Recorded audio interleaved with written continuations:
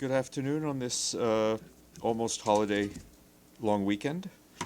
So thank you for being here. I'm delighted to be joined in person by our guest, Elizabeth Spehar, who you know is Assistant Secretary General for Peace Building Support, and our dear friend Ambassador Macharia Kamau, the chair of the Peacebuilding Funds Advisory Group. They're here to brief you on the Peacebuilding Fund's recent activities. And today, of course, as you know, both the General Assembly and the Security Council adopted by consensus identical resolutions on the 2025 Peacebuilding Architecture Review. With that, Elizabeth, please, you have the floor. Okay, thank you very much, Stefan, and thank you to the hardy souls who are here despite the almost holiday Thanksgiving period. We really appreciate your being here and your interest. I'm really pleased to be here for the first time as the Assistant Secretary General for Peacebuilding Support here at the United Nations, and to talk about what we think is quite a significant milestone that we reached this month, the month of November. That is that we reached $1 billion in support to peacebuilding efforts around the world over the past 6 years. This is something that goes 2/3 of the way of what the Secretary General has been calling for in terms of the volume of support that we can provide for peacebuilding. But it is, as you can imagine, quite a significant amount of resources. So we're very, very pleased about that. As Stefan just mentioned also, it's also very significant for us that we're able to talk about this on the day that the Security Council and the General Assembly unanimously passed twin resolutions on peacebuilding and sustaining peace. What was really important about it, there are many different aspects, but simply the consensual agreement around these resolutions, I think in today's environment, already is very important, and it really gives us, I think, a good blueprint for how to make UN peacebuilding even more effective and impactful over the next five years. So we're very pleased that came out today. In terms of the work that we do, I don't know how familiar you are with the peacebuilding architecture here at the UN. It's made up of the Peacebuilding Commission, the intergovernmental body, my office, the Peacebuilding Support Office, and the Department of Political and Peacebuilding Affairs, and the Secretary General's Peacebuilding Fund that we manage on his behalf. These tools really were put together by member states in the early 2000s, around 2005, as instruments that could basically leverage the entire system in support of member states that would like our assistance to help build and sustain peace in their countries. Why does it matter? Well, of course, one of the primary reasons for the United Nations is the maintenance of international peace and security. And as I think you've heard increasingly from member states, the way they are seeing this issue is also through the lens of national efforts and national sovereignty. They realize that the way to build and sustain peace in countries has to entail national ownership and country efforts toward that end. And all of the three pieces of the peacebuilding architecture, or the core of the peacebuilding architecture I just mentioned, has been designed exactly to do that, to support member states, support the governments, but also civil society in building and sustaining peace. Why is it important in the framework of the UN? It's that we have a very important role in terms of peacemaking, in terms of preventive diplomacy, but the point is also what happens after the peace agreements are signed. I often like to say when the ink is dry on a peace accord, on a peace agreement, is when the really hard stuff begins, and that is implementation and making sure that peace is sustained over time. And what the peacebuilding architecture represents really is, again, a collective effort across the system, bringing in humanitarian development and peace tools to help countries in these efforts. A big emphasis in that respect is helping countries, at their request, with the root causes of conflict and violence. Because if countries are not able or willing, for that matter, to deal with the grievances in their societies in an effective way, this often leads to the conflagrations, the conflicts that we see. Just let me give you a few examples of some of the things that we have been supporting to give you an idea, and then I'll be very pleased to hand over to our chair of the advisory group of the Peacebuilding Fund. So one of the areas that the Peacebuilding Fund has been supporting over the years is precisely helping countries in transition context. When we say transition context, we often talk about UN mission transition. So when peacekeeping operations or special political missions are transitioning out of a country, trying to make sure that the important work that already has been started can continue through local and national actors and through the UN country teams. And I think it's been very important in countries like Liberia, where we're now 20 plus years after their civil war, and where we're continuing to support them, helping them, for example, to strengthen their governmental institutions, to make sure, for example, that women and youth are fully involved in their society and are actually part of conflict resolution and conflict prevention efforts.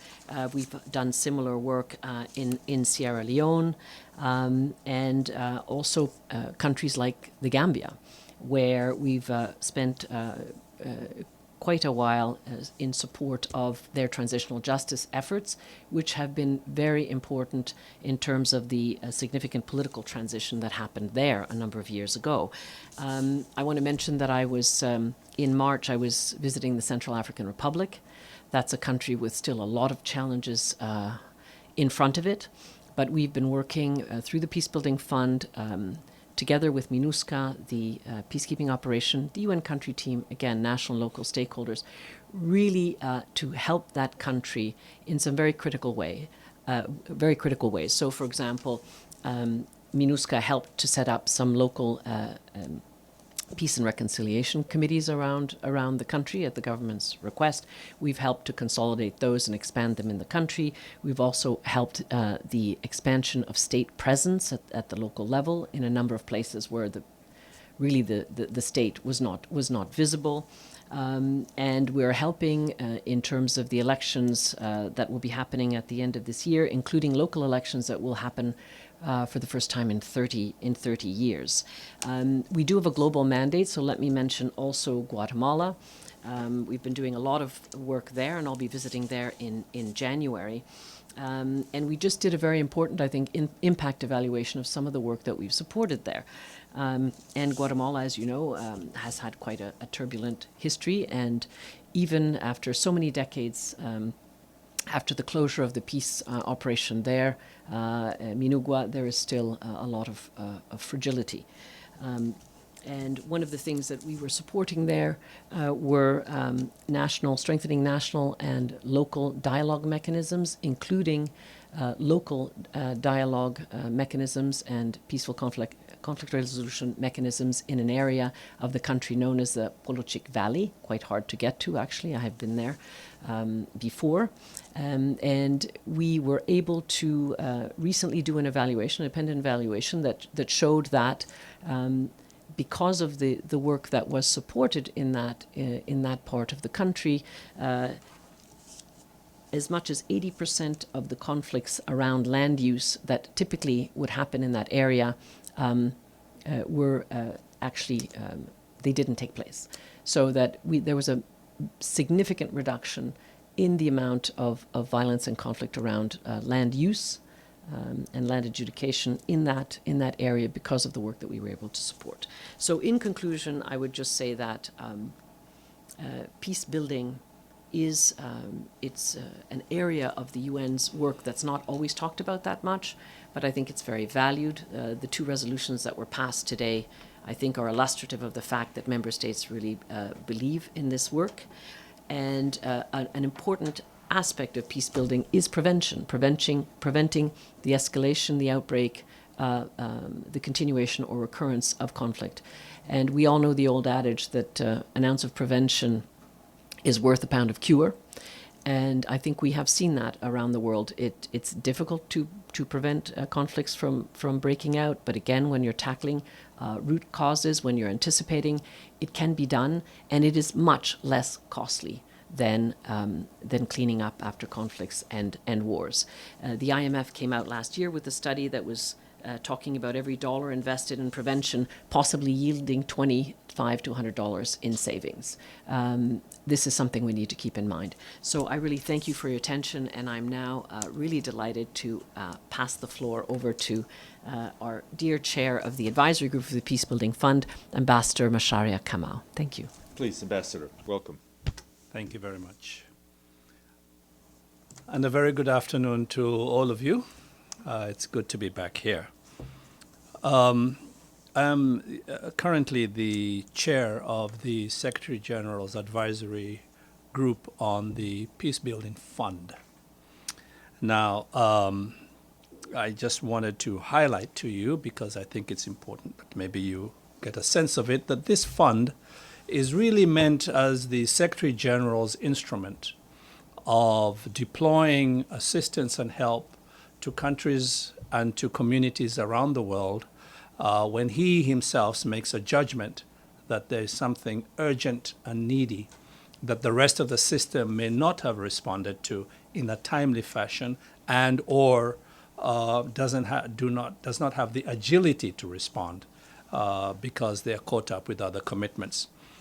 I think all of us are pretty concerned about the situation and the state of the world right now. It's clear that the wars that are going on, the conflicts that are going on, as you heard, many of these could have been perfectly preventable. And yet we find ourselves sleepwalking, as it were, into these situations that have created the crises that have become almost a norm in the news.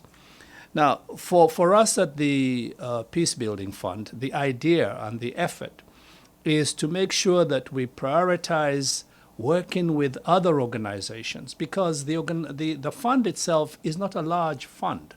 We've just reached the $1 billion mark over a period of 6 or 7 years.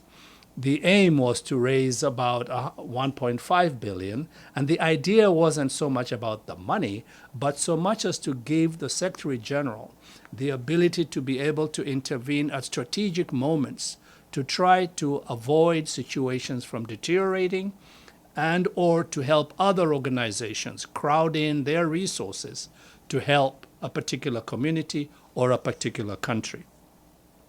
We've been very pleased recently, I'm sure you've seen, that the entire membership of the United Nations agreed on assessed funding for the Peacebuilding Fund. Now, this is in a time when it's very difficult to get the membership to speak in unison around one issue.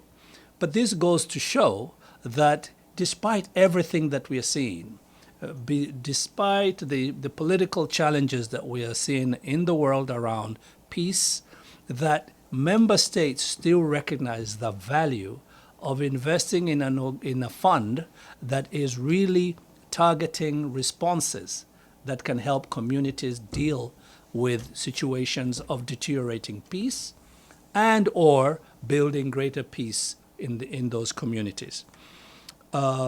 We see peace building not as a cost. Everybody obviously likes to talk about money, but it isn't really about money. It is about making the investment that allows us not to find ourselves caught up with these expensive wars and civil strifes. And that's what the Peacebuilding Fund is about.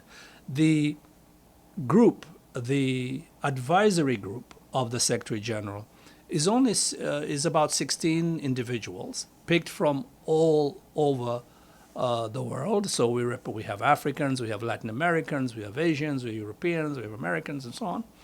And we come together to help the Secretary General and the PBSO deploy these resources in the most strategic and the most effective way possible when it comes to dealing with issues of prevention and issues of responding to crises. Now, at best, as you heard, we've crossed the $1 billion mark over a certain period of time.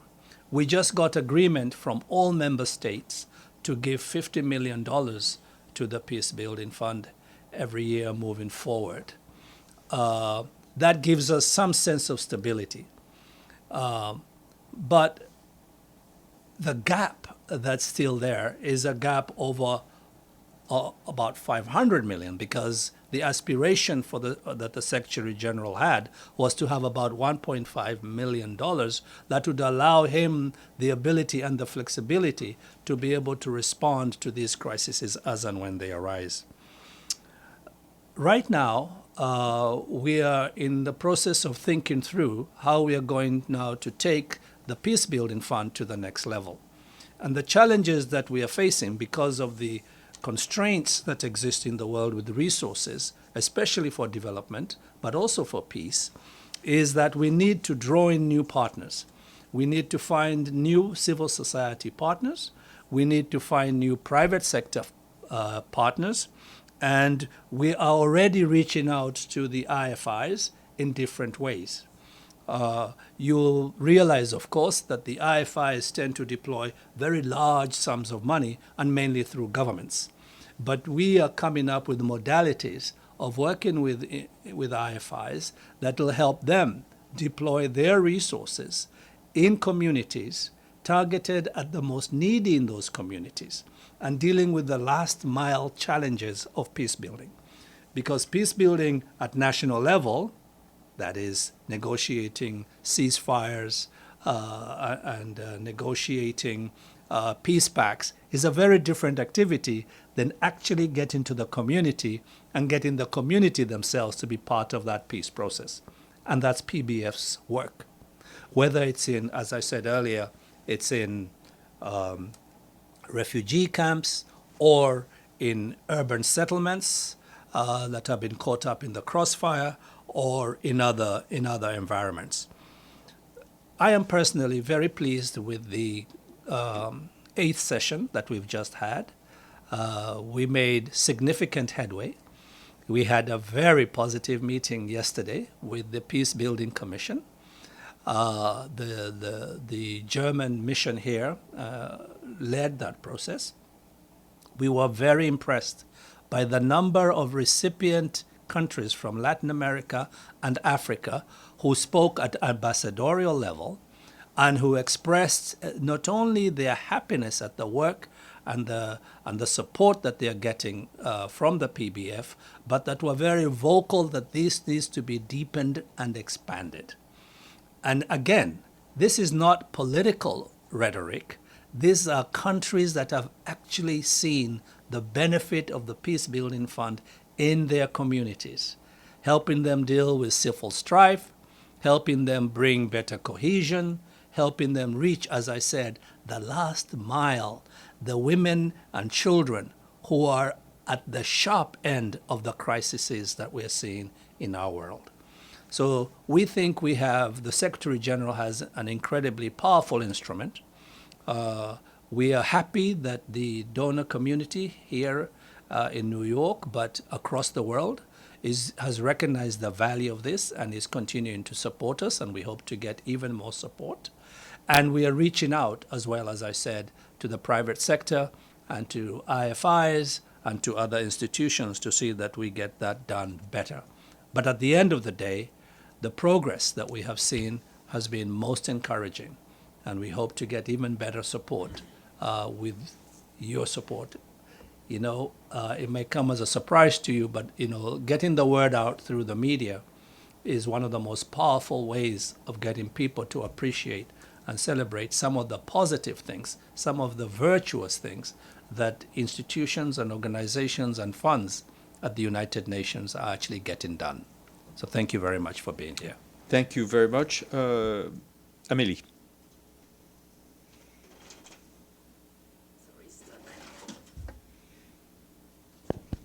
Thank you. On behalf of the United Nations Correspondent Association, thank you for doing the briefing. I'm Amélie Botelier from AFP News Agency. You mentioned money. We know, I mean, it's not a secret that there's a huge financing crisis within the UN system, and we know particularly UN peacekeeping mission are hit really hard.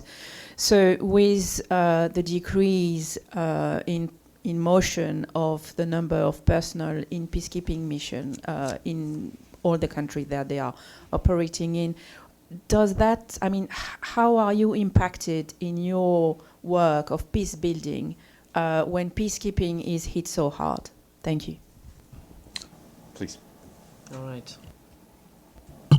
No, thank you so much, Emilie, for the question. I mean, clearly we're in a very difficult situation financially at the UN. That's not a secret. And as you were saying, peacekeeping operations are being quite seriously affected, as is the rest of the peace and security architecture. And I would say that we're also being affected in terms of our partnerships, because official development assistance across the board is being affected. So, for example, many of the civil society partners that we work with in different countries, as well as a number of governments that have relied on certain types of support up until now, are in essence weakened because of fewer resources. So one of the things that we are trying to do is to see how we can get more resources to be brought to bear. Peacekeeping plays an incredibly important role. They are also peace builders. And again, we also work very closely with them as they are withdrawing, so that the peacekeeping gains can be preserved. So one of the things we're trying to do is to leverage more resources through the role of the international financial institutions, also through the role of the private sector, because we feel that they also have important contributions to peace to make. Thank you. Thank you. Yeah, please, Ambassador, please. Because I think it's a very important question, by the way. The enablers of a lot of the work that peace builders are doing in countries, say in the Central African Republic or in South Sudan and in places like this, the enablers, the people who provide the backbone of the response in logistics, in coordination, are the UN peacekeeping missions. When they disappear, in countries where there's been a breakdown of law and order, where there is no government to be effective at the last mile, then what you get is this vacuum. And as you know, once you have a vacuum in order and in logistical engagement and so on and so forth, you end up with nothing but crisis. And those who get hurt the most are the women and children and the poor communities that are caught up in that vacuum. So I think it behooves the international community to think long and hard as to how they disengage peacekeeping, particularly in countries where the governance structures simply are either fragile or don't exist at all. Thank you. Namo? Thank you. Namo Abdullah with Ruda Media Network. I have two questions on Syria, a transitional country, which, as you noted, PBF is designed to help. Could you help us understand how big is PBF Syria portfolio? Is it well funded, or should there be more funding? That's the first question. And the second question is perhaps for Mr. Ambassador. I would like to understand on the tensions now in Syria. You have the minority groups like the Druze and the Kurds. They're pushing for decentralization. And to use your word, sleepwalking, do you think the world is sleepwalking on what's happening there? And are there any targeted eighth group strategies that you are deploying to help mitigate, a possible crisis in Syria? Thank you. Should have that. Yeah, thank you very much.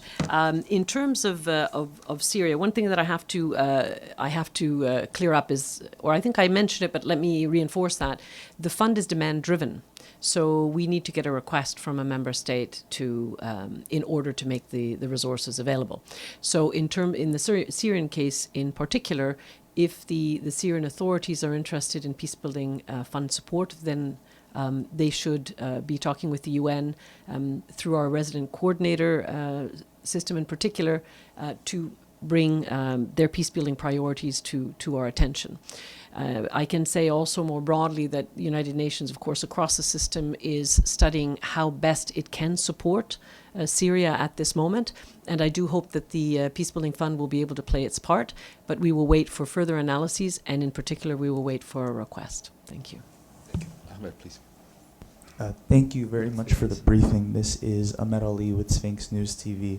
I had the opportunity to review the draft resolution adopted today, and I took particular note of the 30th point, which calls for a further comprehensive review of the peace-building architecture by the year 2030. So without getting ahead of the process too much, could you share any specific milestones or achievements you hope the peace-building agenda can reach over the next 5 years? Whether that means in terms of strengthening its operations in Africa or in drawing both partners in the private and public sectors, as you mentioned, Ambassador. Thank you very much. Yes, well, thank you for providing me a possibility to have a wish list here. I mean, I think there are a number of things. Certainly, getting more adequate, predictable, and sustainable funding for the Peacebuilding Fund and for peacebuilding efforts more broadly would be incredibly important. I think you will have all seen the study that came out not long ago on military spending around the world, and the fact that we reached $2.7 trillion in military spending in 2024. Well, I can tell you that estimates are telling us that about 300 times less that amount was spent on peace activities in the same year across the world. So, no one is saying that you don't need to invest in defense, but the disparity, the yawning gap between what is being put in peace building and what is being put in military buildup, it's just simply staggering. So the financing part is one of the areas.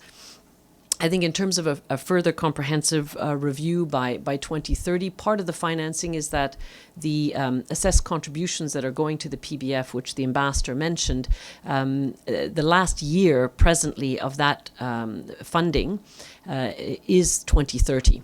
So hopefully member states will see the value of all of them, all 193 member states having invested in the fund from this year to 2030, and that commitment will be renewed. But, and of course, closer partnerships with the international financial institutions, private sector, civil society.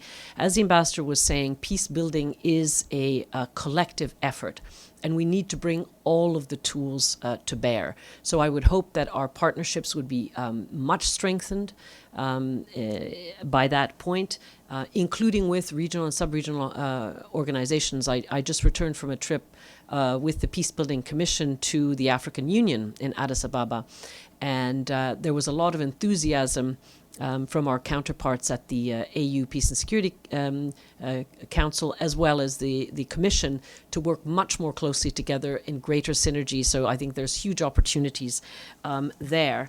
And then I would say two other things that I think we need to really work on in terms of once we get to this comprehensive review. Actually, I will maybe put three. One is a much strengthened peace-building commission that really plays an optimal role as the advisory body, which it is to the Security Council, General Assembly, and ECOSOC on peace-building matters. I would like to see much more work in conflict prevention, upstream conflict prevention, so that we can help to prevent the outbreak of further systemic violence and conflicts. And I would really like to have us look at this issue of sustainability by 2030. Of course, 2030 is also supposed to be the end date for the SDGs, which is also a very important milestone that is intimately linked to peace building as well, right? And when I say sustainability, as we know, peace building is not a linear process or a linear effort. You can have backsliding, you can have problems along the way, and we absolutely need to stay the course. So I'm really hoping that we in this comprehensive review, we look at how we've been doing on really working towards sustainable peace. Nowadays, we have a very kind of short-term mentalities. We're always switching from one thing to the next. We need to stay the course on building and sustaining peace, helping countries to build and sustain peace across the globe. There are so many conflicts that are absolutely forgotten, neglected, or places that are extremely fragile that we honestly we ignore at our peril. So I think we need to look at how we keep our eyes on the ball. Investing in prevention and sustaining peace is a smart investment. It's cost effective, and in the long term, it's the way we will get a safer world. Thank you. Thank you. Any more questions? All right. Thank you to you both. Wishing you a happy Thanksgiving. Thank you so much. Thank you.